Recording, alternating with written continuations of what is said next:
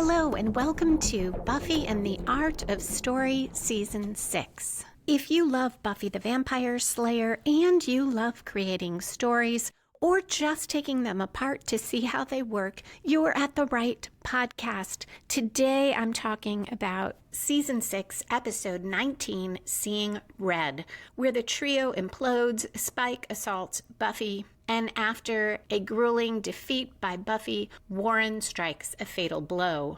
I am Lisa M. Lilly, mystery and thriller author, story expert, and founder of writingasasecondcareer.com. You can find my fiction at lisalilly.com. Along with a breakdown of Seeing Red, I'll talk about whether Spike's attack on Buffy fits his character arc, how the plot and character arcs convey themes in the episode about trust, misogyny, and what it means to be a real man, episode bookends that maximize the heartache and drama of the end, and the challenge in Seeing Red of sorting out a main plot despite all the drama and all the conflict. As always, there will be no spoilers except at the end when I talk about foreshadowing, but I'll give you plenty of warning. Okay, let's dive into the Hellmouth. Seeing Red aired the first time on May 7, 2002, and it was written by Stephen DeKnight and directed by Michael Gershman.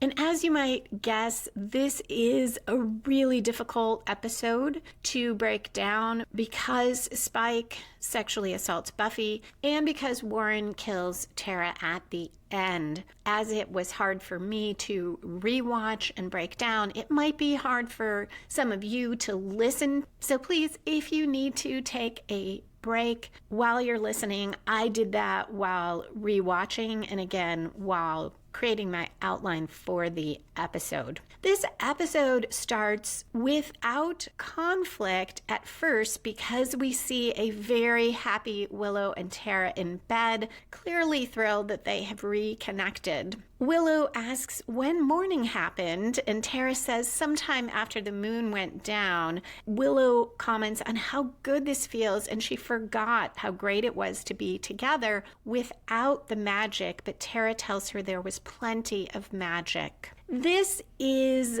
one side of the bookends of the episode. Literary bookends occur when we start and end essentially in the same place or echo the same themes, but usually it is the same characters and the same location. Here we'll see it's a different type of bookend because we do not end in the same place emotionally. In fact, it is exactly the opposite. And that heightens further the pain for Willow of losing Tara, for the audience of seeing that violence happen. For now, though, the two are happy, almost for the first time this season. This is the most joyful that we have seen Willow. They shift to talking about Buffy. She returned last night from the magic box, but went out again in search of the trio, and Willow did not hear her come back in. She says she's not worried about Buffy going up against the nerds, but she goes on, I know this is going to sound crazy, but I think something might be going on with Spike and Buffy. I mean, she looked so hurt when she saw him with Anya.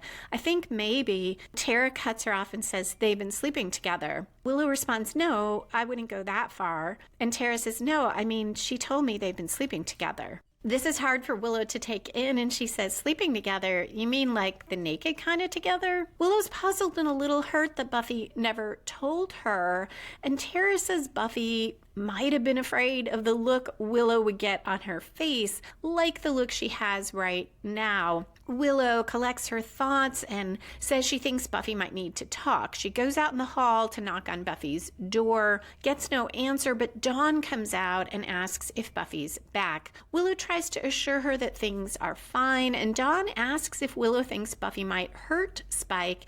Willow says she told you about Spike. And Dawn responds that it's kind of obvious after last night. And Willow says, yeah, I totally knew. Dawn worries about Xander too, but when Tara walks out wrapped in a blanket, Dawn is so thrilled. She almost squeals in delight. She tells them she loves them and she races off to stay out of their way. Dawn also about as happy as we've seen her this season. Now we're getting toward where we should see a story spark or inciting incident, which usually appears by 10% through the episode. It's there to get the main plot rolling. So whatever the opening conflict is, this is the conflict that sets off the story. It's a little challenging in this episode to find any of the major plot points and turns in a main plot because the main plot here doesn't get all that much airtime. And it's a little hard to say that there is a main plot. I've focused on the trio versus Buffy or Buffy versus the trio because those plot developments are the ones that will drive the rest of the season. But overall, the episode feels more like it is moving various season-long arcs along. At 4 minutes, Buffy breaks into the trio's basement lair. It is deserted, and she looks at some of their things and finds some plans. She frowns at a figurine of a female superhero in very scanty clothes and sees a whiteboard that says, hand-printed on it, "Too late." Buzzsaws burst out from all angles and head for Buffy. She escapes using acrobatics, but barely. There's a slash across her middle that goes through her coat, but not her skin, and it saws one of the large books she grabbed on the way out in half. The house itself is destroyed. I see this as the story spark because those plans and books Buffy salvaged eventually lead to her confrontation with the geek trio. This scene, though, adds to that feel for me of the whole trio arc moving slowly. Buffy has been looking for the trio forever. She knew where the lair was from a previous episode. At least she knew where a demon came out and attacked her. And she was apparently out all night after confronting Spike, Anya, and Xander in the last episode. So she did that at the magic box, returned home. Willow told her where the cameras were, and she went out in search of the trio. And it's a little confusing. Why did it take her all night to find the lair? Maybe, like Xander, she was walking around collecting her thoughts. At 5 minutes, 28 seconds, a bit late for most Buffy episodes, we go to credits. On return, a happy, giggly Willow and Tara join Buffy and Dawn in the living room. Buffy fills them in on what she found. Everyone becomes a bit more sober as they realize that they are the whole team right now. Buffy thinks Xander's not in the Scooby space. And when Dawn suggests asking Spike to check some demon bars to help find the trio, Buffy says Spike's not part of the team. Buffy also guesses that Anya's not feeling very researchy. That segues us to the next scene at 8 minutes, 3 seconds, where a young woman cries over a martini. She talks about her boyfriend and how he cheated on her with his sister and goes on, she's not even pretty. Anya responds, well, it isn't always about looks or a beating heart. Sometimes intimate relations with the wrong person just seem like a good idea at the time. A great description of her and Spike and a nice callback to that. And a good example, which we have throughout this episode, of ways to get in bits of backstory and remind readers or remind viewers of them through conflict. Earlier, the conversation between Dawn and Willow and Tara told us about Spike and Buffy. And now we have this reminder of why Anya slept with Spike. And we get more of that because as Anya tries to prompt the young woman to make a wish, she derails herself by going on and on about Xander and what he did to her. The woman's confused about Anya's rambling, but she gets the general idea and eventually says, quote, men suck. I wish Carl's flesh would just, unquote. It ends because Anya cuts her off to talk some more about Xander and how he knew he wasn't ready to get married, but he lied and lied and lied. I like that this scene continues what I see as Anya's character growth. Last episode, despite having become a vengeance demon again and spending all this time trying to get a wish against Xander, she stops Spike purposely from making a wish at the end. So she has grown in the sense that she's accepting and dealing with her pain rather than trying to numb it through vengeance. And now we see that she is not as fixated on getting vengeance for anyone. Sure, it's partly because she's upset about Xander, but back in the Cordelia days, in the episode The Wish, no way would Anyanka have been derailed no matter what else was going on. And here she doesn't even pick up on this woman literally using the words, I wish. She cuts off another I wish to say that Xander thinks he can just sweep it all away by saying, and the scene cuts to a cave and a voice saying, I'm sorry, I'm sorry. Great segue here. But this is not Xander, it's Andrew. He's apologizing to a demon and he is on the ground kind of crab walking backwards away from it, very frightened. From behind, Warren tases the demon, but it takes a number of tries and finally the demon drops to the floor of the cave. Andrew grabs that taser and hits the demon over and over again. Though it's down, he's clearly freaked out and he says he is done being the bait. Warren stops him because they need the demon to be fresh. And he says now it's Jonathan's turn. Warren continues his pattern in this episode of getting the others to do anything dangerous. At 10 minutes 47 seconds, about a quarter way through the episode, we get what is something of a story spark for Spike and Buffy and their episode subplot. Dawn interrupts Spike, who is pouring himself another drink at his crypt. He notices she's carrying a bag full of her things, and she tells him she's going to Janice's to give Willow and Tara some space. And Spike, in a muted voice, says, oh, so the birds are flying again, eh? Ain't love grand? Dawn asks if he'll be coming around anymore, and he says it's complicated, Niblet, which is something Buffy said earlier that it was complicated about Spike because she didn't want to explain. And Dawn says everybody's been saying that, and Spike responds, must be true then. Dawn asks if what he did with Anya was worth it, and Spike is shocked that Buffy told her. She tells him the geeks had a camera in the magic box. Dawn asks Spike if he loves her. He answers about Anya, saying it was just a bad day for both of them, but Buffy cuts him off and clarifies she meant Buffy. There's a long silence, which she takes as his agreement that he does love Buffy, and she asks then how could he do that? And Spike says, oh right, because Big Sis was treating me so well up until that point. Dawn says she doesn't know what happened between them, but if he wanted to hurt Buffy, congratulations, he did. Dawn's question and her visit seems to prompt Spike to think more about how his sleeping with Anya affected Buffy. For one thing, he didn't know before that Buffy actually saw it on video. And he has, I think, multiple motives in going to see Buffy. He seems to feel more regret over sleeping with Anya and over hurting Buffy. Dawn saying how much it hurt might add to Spike's hope that Buffy really does love him, and all of it might prompt him to feel he should go apologize to Buffy.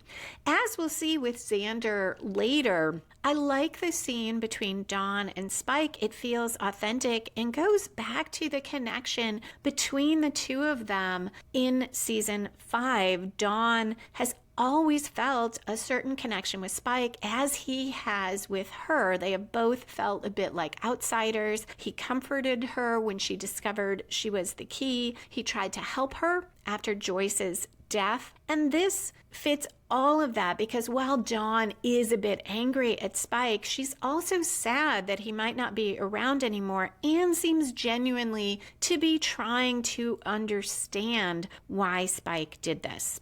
This last scene spun the Buffy and Spike season-long story arc to an extent. They have been doing this back and forth all season, but here Spike sees how much he hurt Buffy, where more of the season has been about Buffy hurting his feelings. Next, we get what I think of as the one-quarter twist in the major plot. So the one-quarter twist, which usually comes about a quarter to a third of the way through any story, should come from outside the protagonist, spin the story in a new direction, and raise the stakes. And this next scene, the entirety of it does that. I don't know that there's one specific moment, but at 13 minutes, 27 seconds in, the trio is still in that cave, and they're now near a mystical barrier. Warren says they found it. We don't know what it is, but only Nesla demons can pass through this barrier. Everything else gets curly fried. Jonathan appears, he's inside the demon's skin. It's over him, almost like a costume. And Warren says it should still be fresh enough. And Jonathan says should be. What do you mean should be? Warren just throws him through that barrier. And after Jonathan gets through it, Warren is happy and says he wasn't sure it would work. Jonathan calls him a jackass and stalks away. This probably adds to his desire expressed last episode to get rid of both Warren and Andrew and be done with them. And this continues what we've seen of Warren's character. When there is magic to be done or a test of something, he has usually Jonathan do it, and Jonathan is often somewhat hurt or in danger of dying, though we saw him do this with Andrew earlier. Andrew was the bait. Andrew now asks if Warren thinks Jonathan knows, and Warren says no, otherwise why would Jonathan have joined them? Andrew questions why Warren is keeping Jonathan in on anything. He and Warren could have handled this today, but Warren asks if Andrew wanted to be the meat suit guinea pig, doubling down on the idea that Warren really didn't know if throwing Jonathan through there would work. Andrew says he doesn't trust, quote, that little leprechaun, end quote, and Warren reassures him that if all goes well, they'll be rid of Jonathan soon. We heard this in the last episode as well, and that robs it of a bit of its power because we have no reason to think right now that anything is going to happen regarding that. It does, though, set up the climax or foreshadow it, because there, Warren and Andrew, it turns out, will have jetpacks that should allow them to get away from Buffy and from the big heist they're planning, and Jonathan doesn't, so they are planning to leave him alone to take the fall for them. Jonathan returns through the barrier carrying a box. Warren grabs it and opens it. It's the orbs of Neslicon.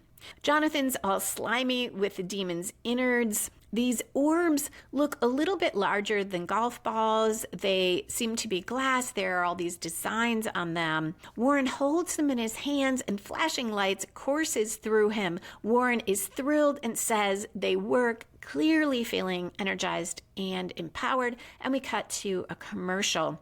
So this is that turn. Now Warren has all this power, and we'll find out in a moment he's almost invulnerable. This metaphor about the orbs is a bit on the nose, which is likely intentional given the themes about quote unquote being a real man and power in the episode. We'll see later Warren's going to wear these balls in a pouch near his waist, hitting us over the head with a hammer with this metaphor.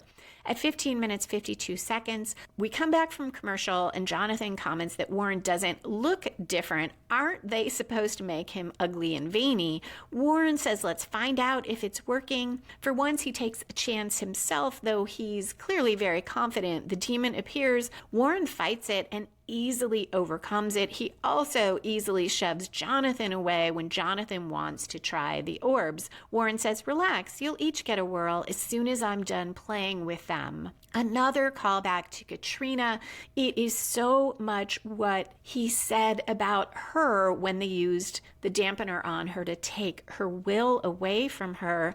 And this goes to that theme that will run throughout the episode of women as objects. And I'm sure it's no mistake that with all the sexual assault and rape themes and actions in this episode that we are calling back to their doing the equivalent of drugging Katrina so they can rape her and then killing her. It also fits Warren in that, of course, he does not want to share the power with anyone. At 16 minutes 28 seconds, Buffy goes to Xander's apartment. She is there half smiling to offer an olive branch. He's surly. He offers her a beer, which she declines given how early in the day it is. They sit down and ostensibly she talks about Anya, but there is a lot of subtext about her and Spike. Buffy says, quote, she loves you, end quote, and explains that she, meaning Anya, was just hurting.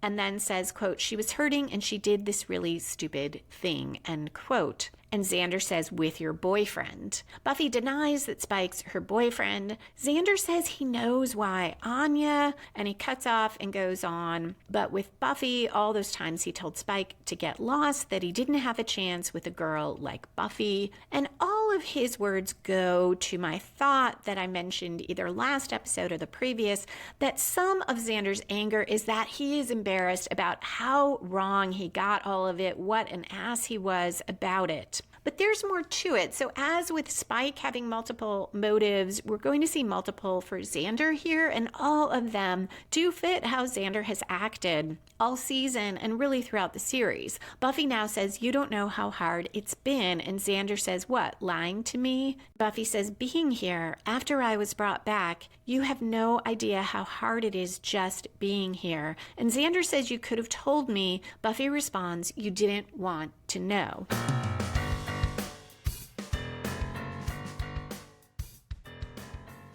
I'm excited to tell you that thanks to everyone who pre-ordered the ebook editions of Buffy and the Art of Story Season 3, Part 1, Write More Gripping Plots, Characters, and Themes by Watching Buffy. It debuted as a #1 new release in genre fiction writing on Amazon. It is now available in multiple ebook formats, pretty much any platform you could want to get it on. So if you have not picked it up yet and you want to check it out, you can find links to the ebook editions and the print editions of all the Buffy books at lisalilly.com/Buffy or in the show notes.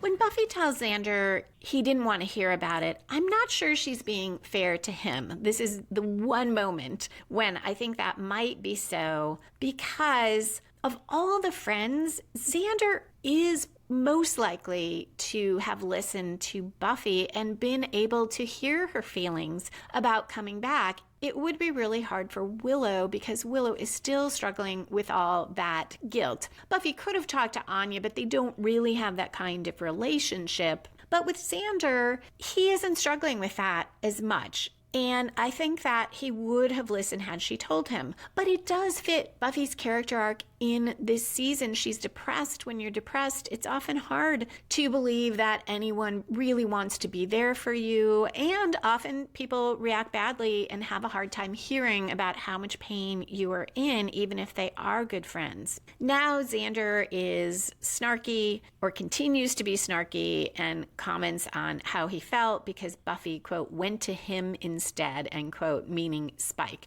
And Buffy finally says, Xander, what I do with my personal life is none of your business. Xander says, it used to be. This probably is another motive for Xander. He feels like they're not close anymore and they used to share everything. Probably it seems like Buffy is not really his friend anymore if she's not confiding in him. Though if he thought about it more and remembered how awful he was constantly about Angel, you can see why Buffy would not tell him about Spike. I do think, though we don't see it directly, that he reflects on that later. For now, Buffy says it just happened, and Xander is really awful and says, oh, say you're evil, get on me. This too is foreshadowing for what Spike does later. Right now, Buffy points out Xander's hypocrisy. He fought side by side with Spike when Buffy was gone, and he let him take care of Dawn. Xander argues it's different because he never forgot what Spike was.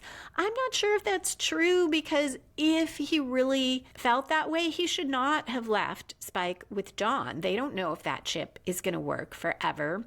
And this is an instance where I think Xander is kidding himself. He didn't believe Spike would hurt Dawn, even if he could. He's making that distinction defensively and not wanting to admit where a lot of his feelings come from. And he goes on, God, what were you thinking? And Buffy says, you're asking me that? And points out that his decision-making skills have really been great lately. He tells her he's made mistakes, but slaughtering half of Europe wasn't one of them, conveniently forgetting that he was going to marry Anya, who, as a vengeance demon, probably slaughtered half of Europe. But that is okay for Xander, but not for Buffy. There's also dramatic irony here where the audience knows something Xander doesn't, because as he's pontificating, Anya is actually back in the vengeance game. Xander points out that Spike doesn't have a soul, quote, just some leash they jammed in his head, end quote, and asks if Buffy would trust him if the chip stopped working. Would she trust him with John then? Buffy doesn't tell him that the chip doesn't work with her. She just says it doesn't matter, it's over. And pissy Xander crushes his beer can and says, yeah, there's a lot of that going around, and stalks out of the apartment. The one motive Xander doesn't express, but that the season and previous seasons have shown us probably is the major one, is his anger that Buffy picked the evil guy over him. And this fits the episode's themes, exploring rape culture and misogyny, as we're going to see now Warren treating women as a thing that he can possess or not, that a man can take from another man and use as a weapon against another man to shore up their own cracked self-image and give them a feeling of power. I feel like the male characters here are on a sort of spectrum. Xander seems to be meant to be the quote-unquote nice guy, or the least worst on the spectrum. We have Warren, who is pretty far along. He's going to say all these things, and he did, actually I would put him in the same category as Spike for the season, because he sexually assaulted Katrina, as Spike will do with Buffy. But in this episode, we don't see him doing that, but we have him saying all the things, and so many of them are embedded in our culture, and then we will see Spike taking these actions. I'm unsure if the writers think they are writing Xander as a nice guy. If they are intending to do that, it still works with that theme, because it shows how these views about gender and manhood and misogyny permeate the culture so much, and especially back in the 90s, filtered right into seeing Xander as a nice guy who somehow is entitled to control or criticize Buffy's sexual choices because she had the nerve to not be attracted to him. And it's all very consistent with how Xander has acted. Oddly, Spike, the one we see committing sexual assault, isn't trying to use Buffy in that way. He's not trying to use Buffy to dominate another man or to show he's a real man. But nonetheless, his actions are the extension of Xander's attitudes and Warren's. At 19 minutes 8 seconds, a sad song plays while Xander boo-hoos his way through Sunnydale streets.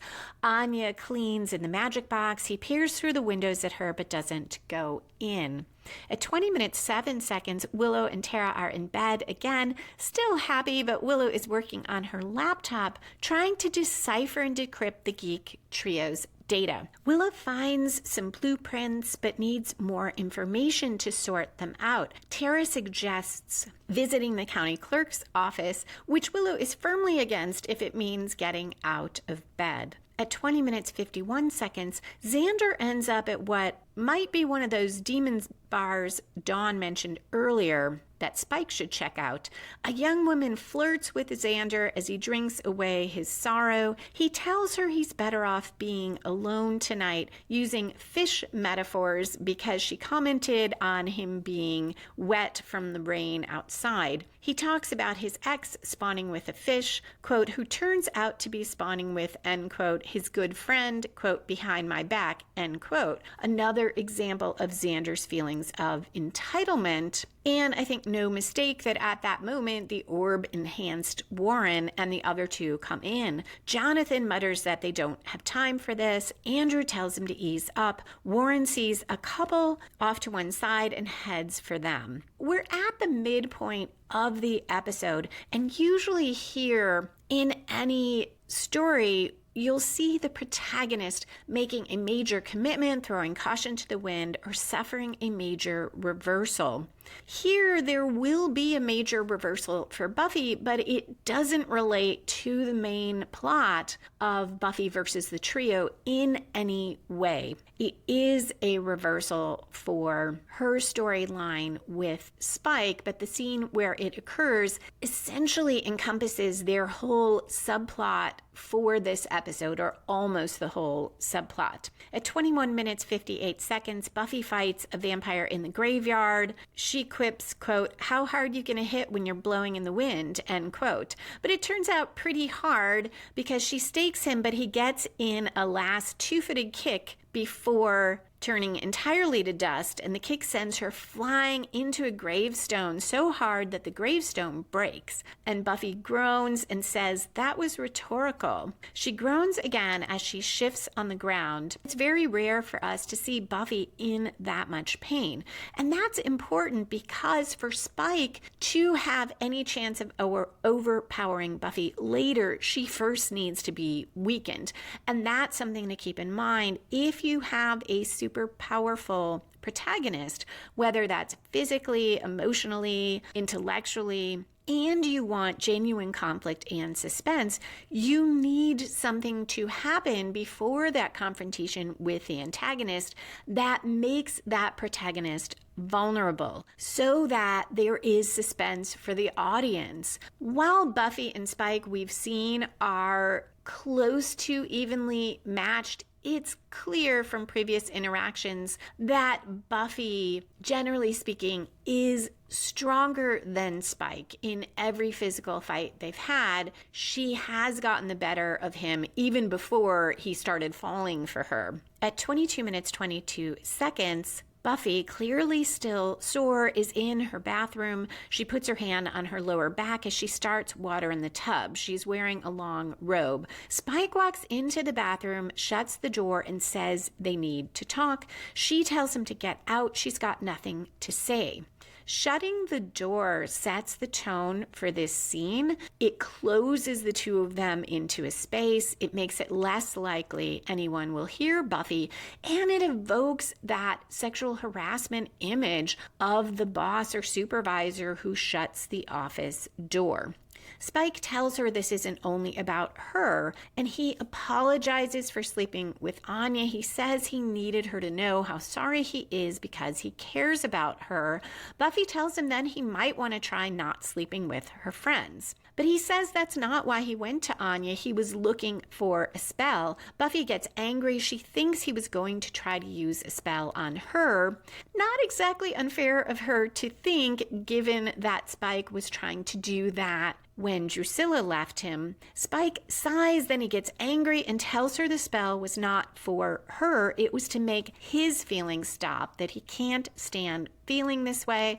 Then he gets sad and says he should have let Xander kill him. Buffy says she wouldn't want that, and he asks why and says it's because she loves him. And why does she keep lying to herself about them? But Buffy tells him that yes, she has feelings for him, but she could never trust him enough to love him, and Spike scoffs at that. Spike says trust is for old marrieds, Buffy. Great love is wild and passionate and dangerous. furnace, it burns and consumes. And Buffy says, until there's nothing left. She tells him love like that doesn't last. He argues he knows she feels as he does, and she doesn't have to hide it anymore. I struggle with this part of the conversation as well as some things later because I'm not sure I buy that this is why Buffy doesn't love Spike. She's almost admitting here that she feels love for him, but she doesn't trust him.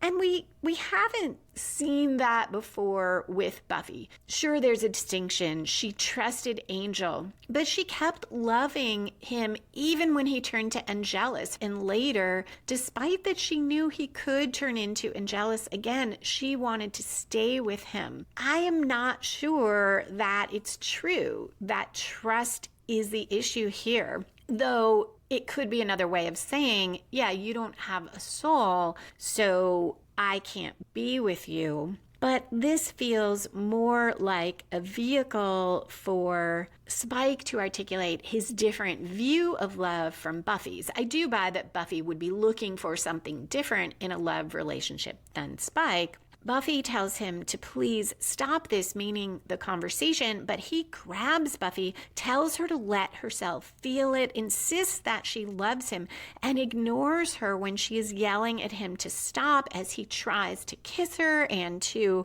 initiate sex. She falls on the floor. The shower curtain pulls down when she grabs it, and she tells him she is hurt, but he gets on top of her, and we cut to a commercial as she is yelling at him. And this is that callback to Xander's comment, say you're evil, get on me, though obviously Buffy is not saying that to Spike, but that is what Spike is doing, and he is showing that he is evil. At 24 minutes, 41 seconds, we return from a commercial to the exact same moment. Buffy is yelling, telling him to stop. She's grunting and fighting. Spike says he knew she felt it when he was inside her, and he'll make her feel it again. He tears her robe away as she yells at him to stop. I give the writers, directors, and actors a lot of credit here because this scene is drastically different from earlier scenes we saw in the season where Spike and Buffy are violent with one another as part of sex. Their first time having sex, there is a lot of punching and hitting on Buffy's part, on Spike's part. They bring the house down, and there is anger, and they trade insults. And then later we see that they are engaging in bondage play. There are hints that Buffy lets Spike hurt her when she talks to Tara about it, though that's not entirely clear. But all of this scene is so very different. It is clear that Buffy is not consenting. This is not play. And that Spike knows that. He's ignoring her, saying that he's hurting her. He knows that she isn't consenting. And despite that, he's saying, well, I'm going to make you feel this again. And in the moment, perhaps is telling himself it's not about violating Buffy or hurting Buffy. It's clear that it is. All the same, I don't quite buy Spike doing this because we have not seen him hurt Buffy. Even when he discovered his chip did not work anymore, he fought her, but I didn't get a sense that he was really trying to kill her. Unlike back before he got the chip, unlike in season 2 when Spike was ready to kill Buffy and she and Joyce stopped him, this whole season he's not, that I can think of, tell me if I'm wrong, done anything where his aim seemed to be to hurt Buffy physically. Even when she was beating him up, he let her do it. And he has been angry at her before. He has been hurt before. Now, maybe Xander's abuse of him last episode, all the things Xander hurled at him, the fact that Buffy did not contradict any of it, might have tipped him over the edge. Also, I know that Joss Whedon has said, and I think other writers have said, that the point of this whole scene was to show that Spike is still evil. He doesn't have a soul, so that chip really is a leash jammed in his head. which undercuts the changes we have seen in Spike over the series. I could accept it, though, if the show were more consistent about what having a soul means and doesn't mean. But it is the show's way of telling us that without a soul, Spike, no matter how much he has changed, is still a creature that would do this to Buffy, that would not shrink from violating her. Buffy finally is able to kick Spike across the room. He slams into the wall, stands up, breathing hard, and now he looks troubled, as if it is hitting him what he did. Buffy, too, stands, pulls her robe closed, and says, "Ask me again why I could never love you." And he says, "Buffy, oh my God, I didn't." And Buffy says, "Because I stopped you." This is another line I just don't get at all. I don't know what that means. Ask me why I could never love you because I stopped you. I feel like the line should have been, because you are a being that could do this, that would do this. Maybe despite that you came here to apologize and say you care about me, you did this. But instead she says, because I stopped you. And she does go on with something that makes a little more sense to me and says, something I should have done a long time ago. We cut to a long shot of that bar. It's 25 minutes, 34 seconds. Jonathan worries to Andrew that someone will recognize them while Warren is over there hitting on a young woman. The man she was with walked away. Jonathan thinks Warren's going to get them thrown in jail and says, quote, "Maybe you and I should think about..." But before we hear what he's going to say, Andrew cuts him off and says Warren is the boss. Warren is bragging to the young woman about cars and money. She's clearly not that interested, and her boyfriend interrupts and tells Warren to get lost and calls him a shrimp. Warren reminds the guy that they knew each other in high school. This guy and his gym buddies used to harass Warren, and Warren says, "I thought I'd never stop crying," end quote, which momentarily gives me some sympathy for Warren. And we saw this earlier, that some of his actions are to show that he is not that kid who got picked on anymore. It's to take control. And this is another example of themes of masculinity here. It is that this guy and his friends beat up on Warren because Warren was weaker, and now Warren, to deal with that, is going to become strong and powerful and a worse person than those guys were. And that's what becoming a man means to him. He now says, Warren says, no hard feelings, quote, "I knew it was just fooling around, like I'm going to be with your girl in about 5 minutes, end quote. So this treatment of women as objects, as weapons to use against another girl, that sex with that girl would be dominating this guy who bullied Warren and would be getting back at him. The woman doesn't matter in that scenario to Warren. She's not a human being. The guy now threatens Warren, tries to shove him, but he can't budge Warren, and Warren says, "This ain't high school." Now, Warren's actions and his history with Katrina refute the premise if the show is trying to say to us, a soul is what makes someone good. But it could fit that overall theme, because perhaps the message is not that a soul makes someone good, but that without it, there isn't the potential for goodness. Warren fights back. He throws the guy aside, beats him up pretty badly, and goes to the bar where he hits the cash register until it opens and tells 3 women at the bar not to worry about their tab, and goes on that Daddy will give them some money. Xander comes out of the restroom and catches only that part of it and tells Warren maybe he shouldn't refer to himself as Daddy, and why doesn't he leave the, quote, ladies to their impending nausea, end quote. Jonathan, under his breath, says, "Oh, crap." Xander suggests he and Warren take it outside, and Warren says okay, but now he doubles down on that using women as objects and weapons, and says he wants to ask Xander something first. Can Xander put in a good word with that Anya chick, quote, "because if she's taking it from a vamp, I think I might have a chance," end quote.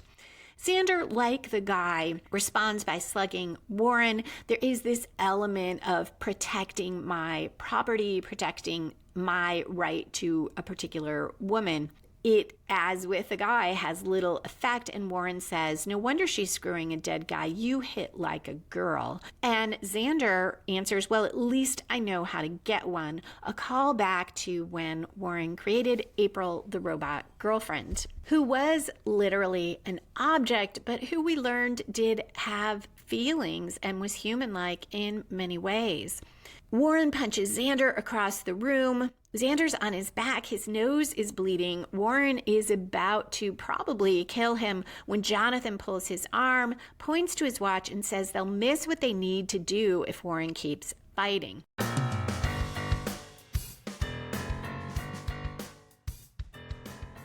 In the foreshadowing section, I'm going to talk about misleads of the audience and when it's fair and when it's not. For now, I want to recommend a movie that is not at all supernatural, but is a great example of how to write something where you play fair with the audience, but the audience doesn't know what's coming. You create suspense, you lead them one way, and things turn out another way. And when you rewatch, it works both ways. That's playing fair. And the movie is an independent film called Wake, W-A-K-E. It stars Ian Somerhalder, who is in The Vampire Diaries, one of my favorite actors in that. He was also in Lost. He is the antagonist in a rom-com. And the writing, acting, and directing are all really great in this. I watched it because I just wanted something that looked a little bit lighter but had enough suspense to keep me intrigued, and because when I like an actor, I'll often look to see what else they have done. So if you are looking for something to watch, I recommend it. I watched it on Apple TV. You can also, I think, rent it on YouTube or Google Play. If you do, I'd love to hear it. Back to Buffy, I did finally outline that bonus episode. I mentioned last week I was going to do one about the trio. It's been a challenge since I don't love the trio, but I ended up with a slightly different theme. The bonus is called Crime, Punishment, and the Trio. By the time you hear this, it should be available. So if you are a patron, or if you want to join and become a patron so you can listen to the bonuses, go to patreon.com/Lisa M. Lilly. That's patreon.com/LISA, M as in Marie, LILLY, and you can hear all the bonus episodes for as little as $1 a month.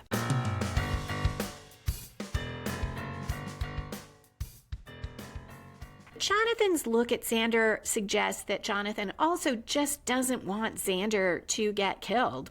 Andrew worries about leaving Xander there. What if he sicks the Slayer on them? But Warren says bring it on. At 28 minutes 20 seconds, Xander, still bloody, enters Buffy's home, yells that he found Warren, but then he sees Spike's jacket over the banister, doubles down on being a total jerk, grabs the jacket and storms upstairs to engage in more entitlement behavior and says, so you're not seeing Spike anymore? But he cuts off when he sees Buffy. She's sitting against the tub, her hand on her head. There is a large bruise on her inner thigh, and he demands to know if Spike hurt her. And Buffy says he tried, he didn't. Today, I suspect Buffy would not refer to it as he didn't, because Spike did assault her, he did hurt her. In the 90s and early 2000s, the prevailing view was more that if someone attempted a rape but didn't, quote unquote, succeed, it was not considered in the same category. I think now the law and culture recognizes that this was still a sexual assault against Buffy. Criminal law has specific elements, so it would depend on your state how it would be categorized, but culturally, I think we would not minimize what happened the same way. Xander wants to go after Spike. Buffy, near tears, tells him, please, just don't. So she is clearly strongly affected. I don't mean to say that Buffy is making light of this, but the writers, I think, and would not word things quite the same way now. Willow bursts in to say they found something. She stops, seeing Buffy's bruise, but Buffy pulls the robe over it and says it's nothing, asks what they found. At 29 minutes 5 seconds, Willow and Tara are downstairs at the dining table. They explain to Buffy and Xander what they found, but mention that there's a code that they can't identify. It's in another language. And Xander says it's Klingon, their love poems, which has nothing to do with the insidious scheme you're about to describe. It's interesting that we get this parallel between Xander and the geeks here, and we have seen them before.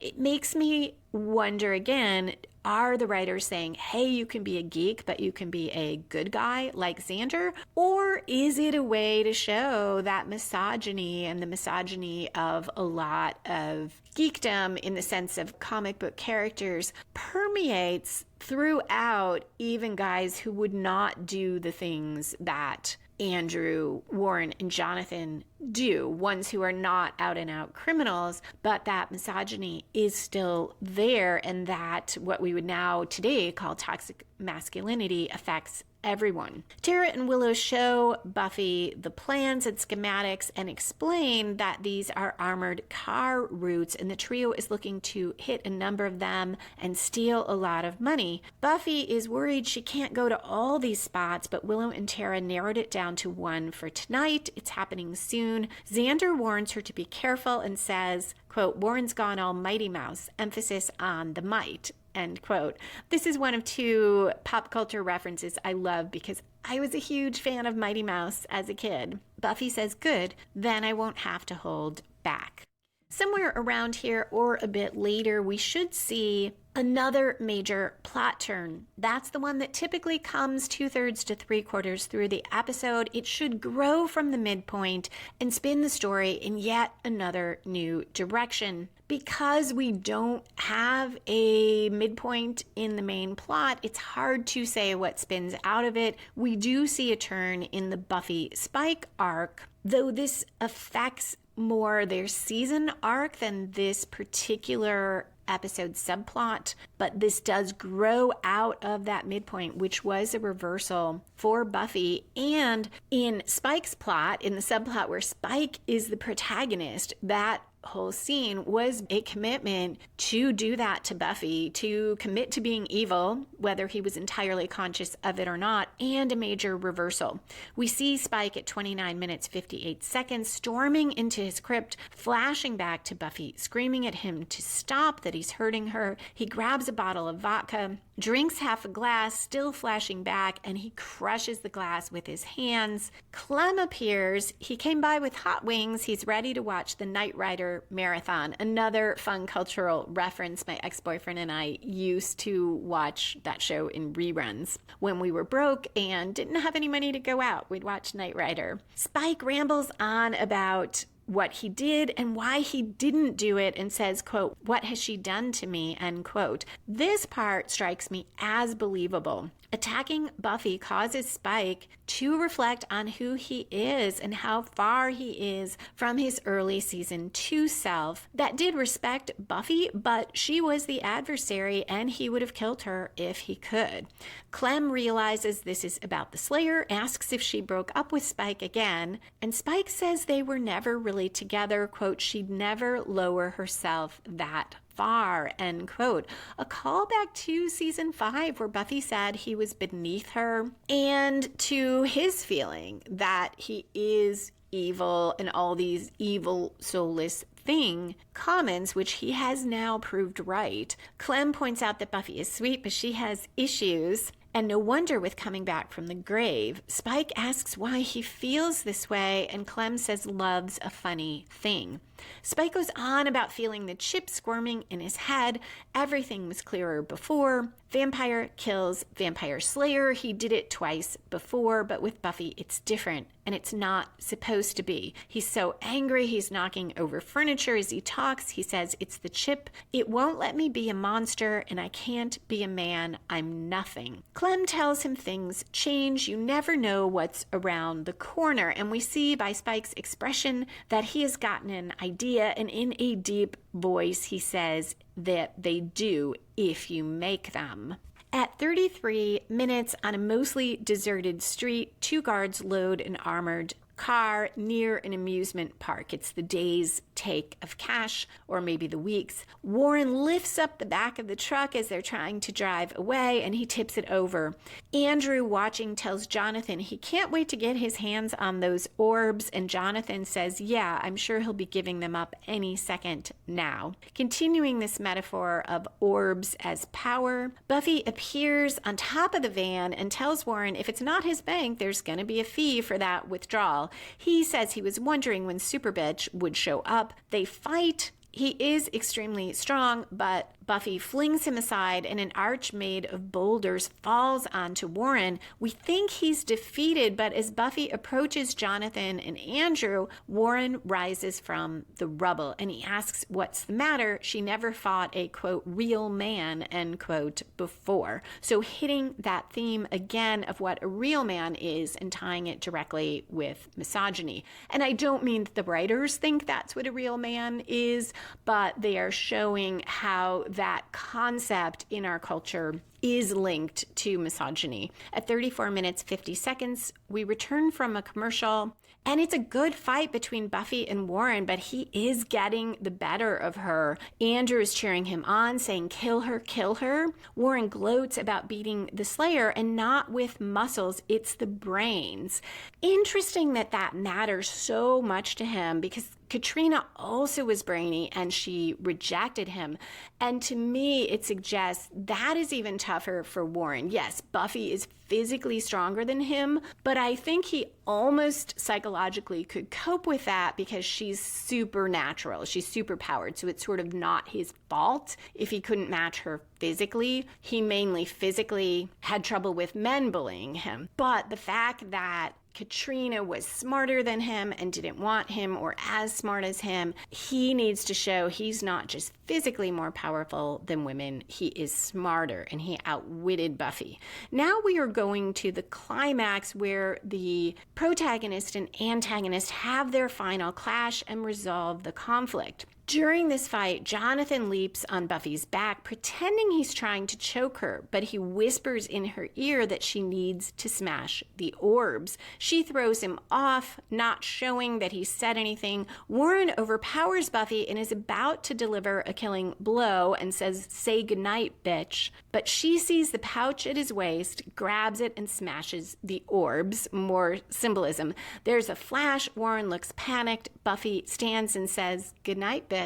She hits him and tells him he's a sad little boy. It's time to grow up and pay for what he's done. More reference to being a man. Warren, though, reveals that he has a jetpack hidden under his jacket. He fires it up and flies off into the sky. Buffy looks up and says, "Oh, come on." This ends the main conflict. We will get a game changer at the end, but Warren has prevailed in that confrontation.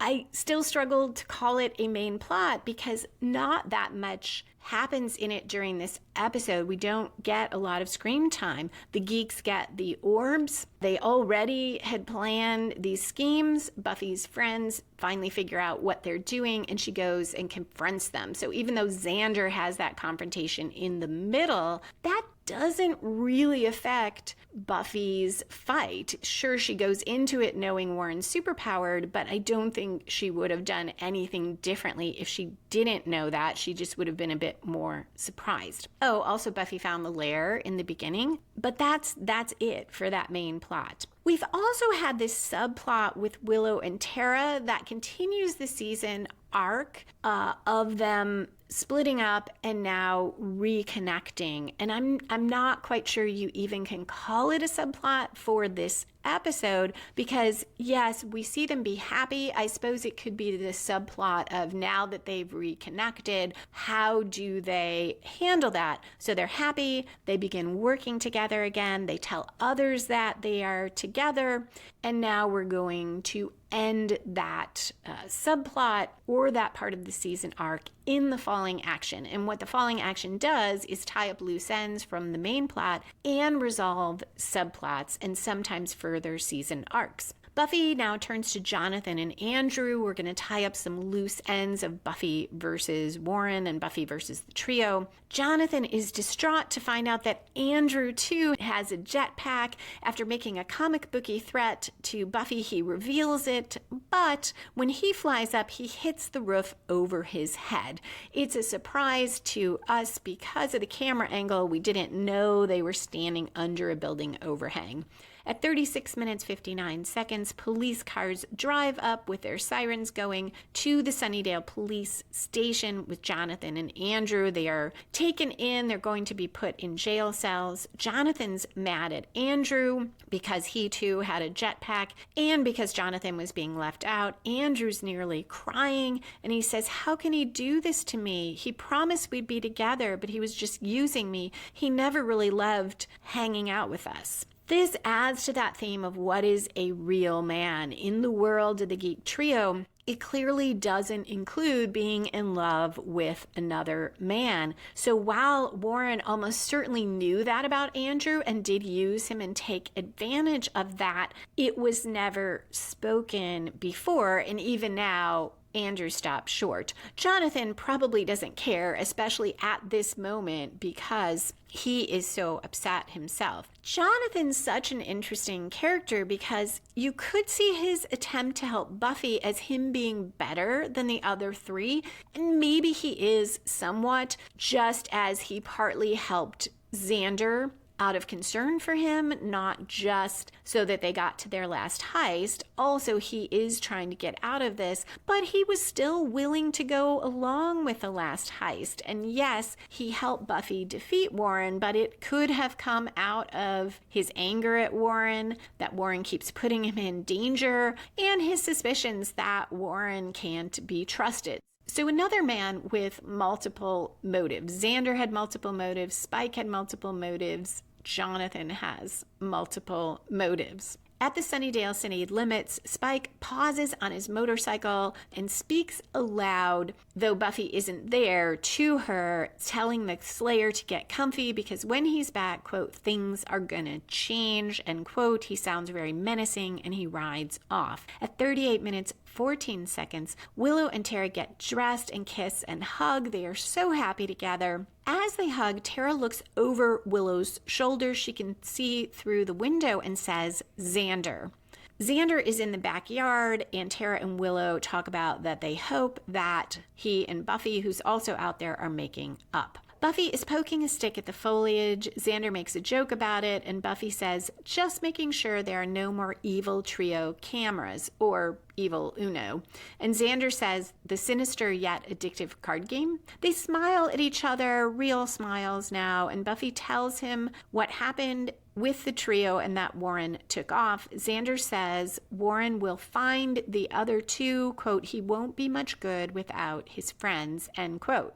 Buffy agrees that he won't, and he sits down. I do like the use of subtext throughout the Buffy and Xander conversations. That's often a very powerful way for the characters to convey emotion and for the audience to fill in the blanks and feel that emotion more. Xander asks how they got there, and Buffy says, the scenic route. And Xander tells her it hurt that she didn't trust him enough to tell him about Spike. So we have that trust theme again. She apologizes and says she should have told him. He finally says maybe she would have if he hadn't given her so many reasons to think he'd be an ass. I don't think it's an accident that of all the trust references here, everyone shows that the other person was right not to trust them. Buffy doesn't trust Spike. He proves her right. Warren and Andrew don't trust Jonathan, and he proves them right. And he learns that his suspicions about them were correct. He could not trust them.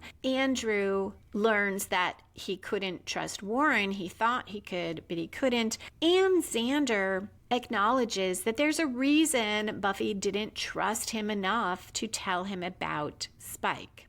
Overall, the episode seems to suggest that no one is worthy of trust, at least here, or perhaps that if we feel we can't trust someone, we should trust that feeling. Buffy and Xander agree that they've both done things they're not proud of. Xander says he doesn't know what he'd do without Buffy and Willow, and as they hug, Buffy says she loves him, and in a mirror of the moment before with Tara and Willow, as they embrace, Xander sees over Buffy's shoulder. He says, Buffy, and Warren enters. And that mirroring of the two couples, their positions, and the looking over the shoulder cue us visually that there is going to be another and more terrible link between the two, a more terrible mirroring. Now Warren says, you think you can just do that to me? You think I'd let you get away with that? And he pulls out a gun and shoots more than once. Xander and Buffy are on the ground. Warren runs off, firing one last wild shot behind him.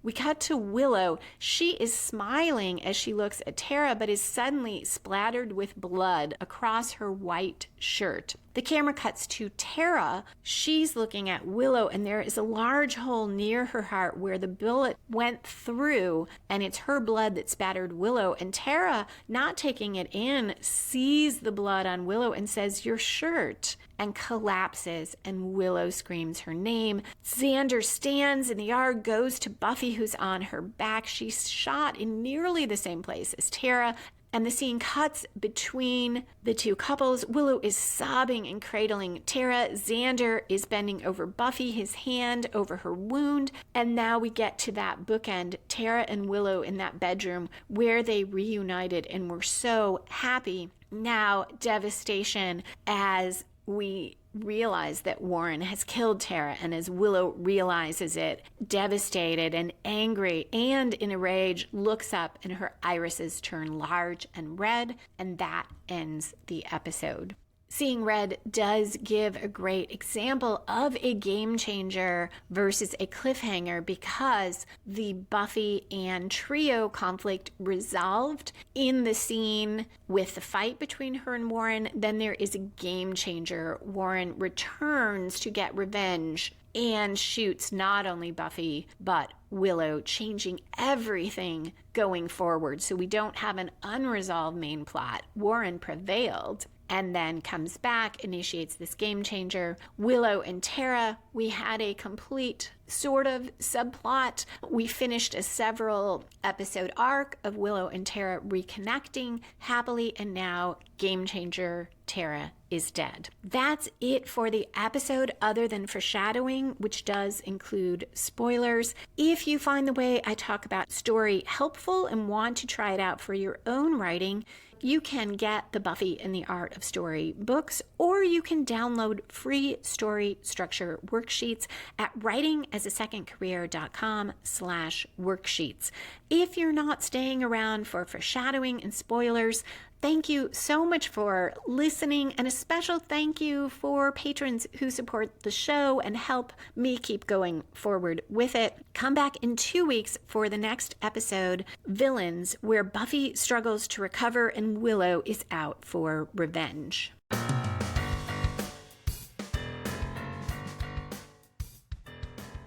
And we're back for foreshadowing, which does include spoilers. Anya not letting that young woman make a wish foreshadows next season, where Anya's commitment to vengeance, at least until we get to the episode Selfless, is a little bit wishy-washy, and her friend Hallie will call her on that and point out the hazards of that. So Anya's heart isn't really in the vengeance game anymore. It also makes it believable that in the remaining episodes, Anya will be helping Buffy and Xander try to stop Willow rather than aiding Willow in her quest for vengeance. She does explain that if Willow called on her as a vengeance demon, Anya would have to help Willow. But she is able to make a choice because Willow didn't call on her, and the choice she makes isn't on the side of vengeance. This episode also sets up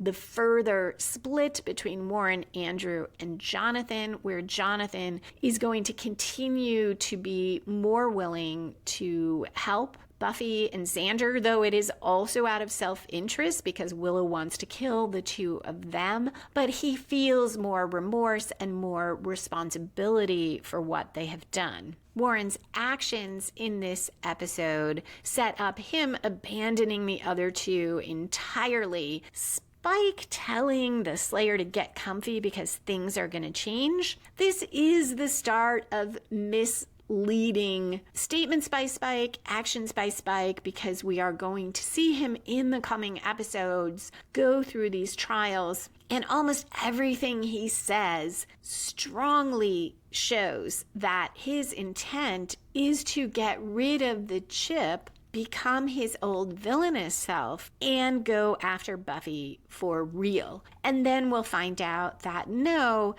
down the road, that in fact he was trying to get his soul back. I'm not sure if that becomes clear in this season. We do find out he gets his soul back. But in that moment, I thought the demon he went to see tricked him, took him literally because he says, make me what I was. And we think he's saying, get rid of that chip. And the demon knows that, but instead restores his soul.